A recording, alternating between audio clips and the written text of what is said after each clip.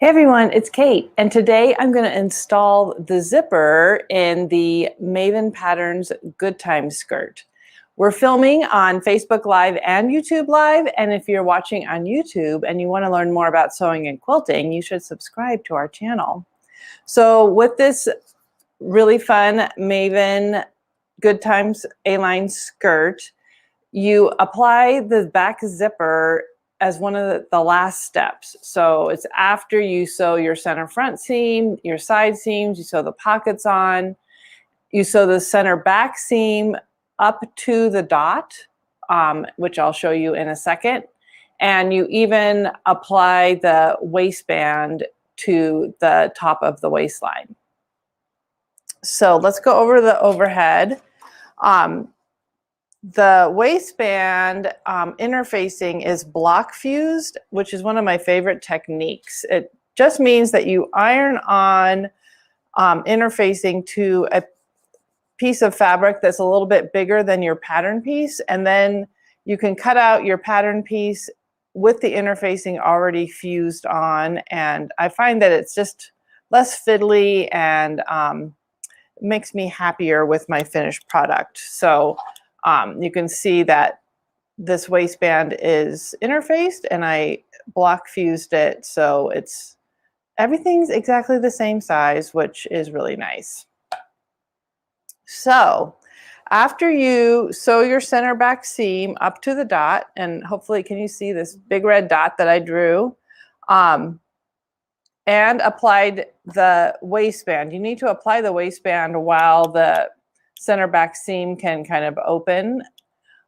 Then you're going to hand baste the center back seam above the dot, hand baste it closed.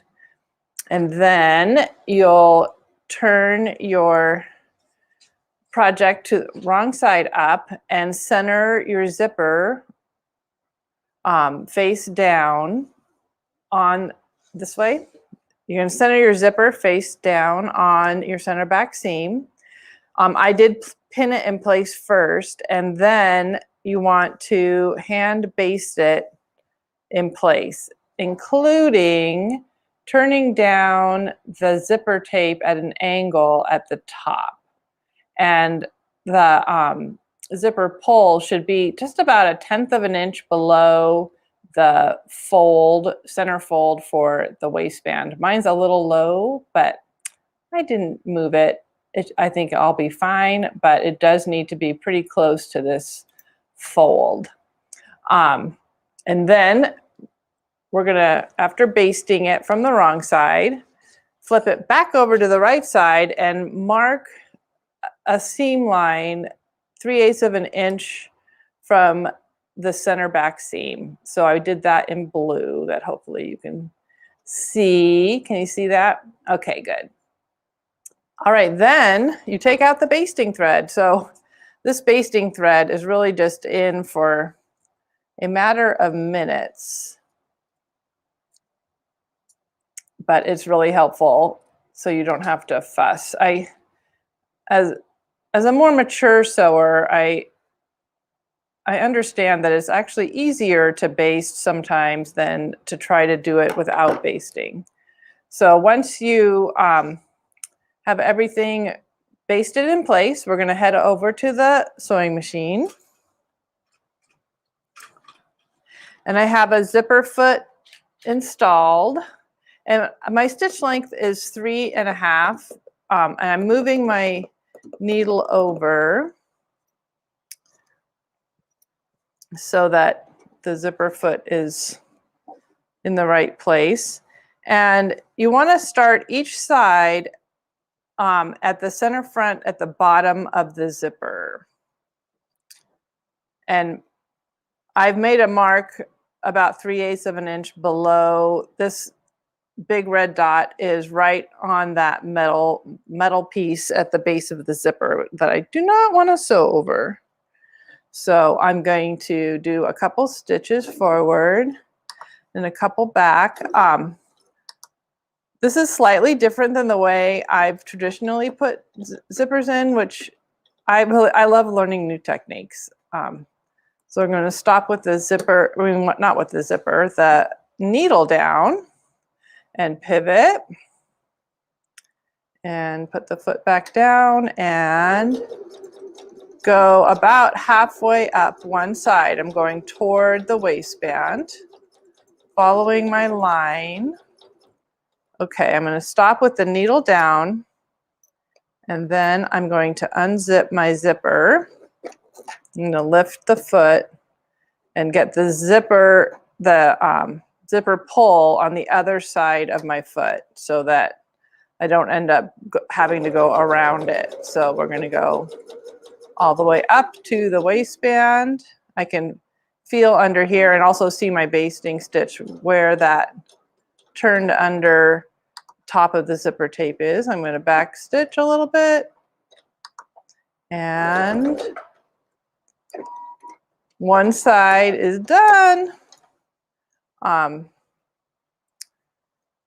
There's lots of red stitching lines because I use the red thread to sew down the selvages as well, and for my basting stitches. I would suggest using matching thread to your selvage or to the fabric at the zipper area.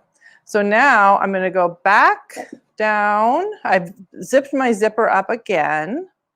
I'm going to go back down and I'm going to move my needle all the way to the other side. This, oh, why is it not? Oh, wait. Oh, I see. I need to move my presser foot. I have too many machines and they're all different. Okay. So now I've got my needle. I'm going to put it kind of where I had the other one. Got it. And my needle to the side, my presser foot the right way, and now I'm going to go forward a couple stitches, back a couple stitches, and pivot. And now I am going to go back up toward the waistband. Sort of following the stitch line that I drew. Oh, and halfway there, I'm going to stop, lift the foot, unzip the zipper, and go all the way up. This is my new favorite way of doing this kind of centered zipper. I love how basting can make your life so much easier than pinning, and even a lot of times I'm going to go back over to the overhead, and there's a lot going on because I've got lots of red rows of stitches, but I've got the zipper installed and it was really quite painless. When I finish the waistband, it will look like that. And everything lines up. I did make sure that these seams lined up before I moved ahead. So that's all there is to it. It's a pretty easy zipper insertion, and I love her method because it makes it relatively painless. So that is my quick tutorial for today. Today is the first day of our Fat Quarter sale. It is, what day is it? It's June 12th, 2021.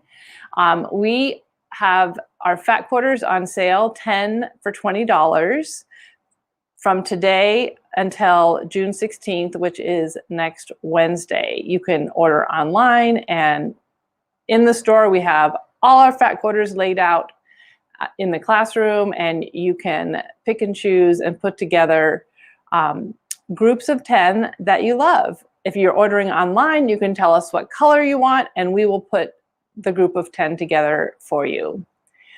I am going on vacation for a week and a half for the end of June, and I'm going to California. I'm going to see my dad. I'm going to go down and see my dad lives in Northern California, and my daughters live in Southern California.